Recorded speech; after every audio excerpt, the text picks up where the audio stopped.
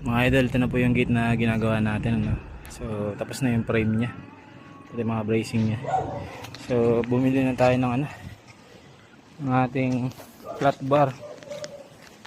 Bali ang suot po nito is 1/8, manipis para gagawin natin banig. Ayun, ito po yung itsura nya. So ito yung una natin ginawa na steel door, gate na rin. So gagawin natin ganyan. Ayan, tayo rin pang gumawa niyan, gagawin kong banig style.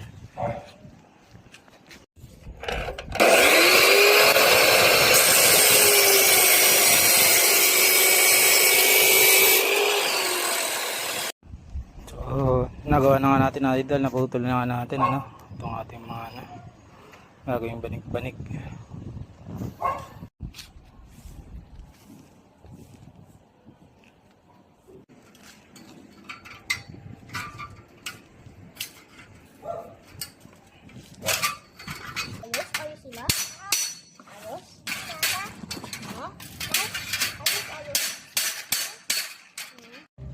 So natapos na natin yung banig-banig natin, mga idol.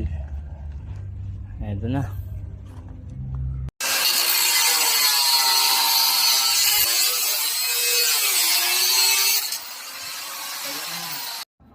So ayan, nakabit na natin yung isang bay, mga idol. Meron pang 6.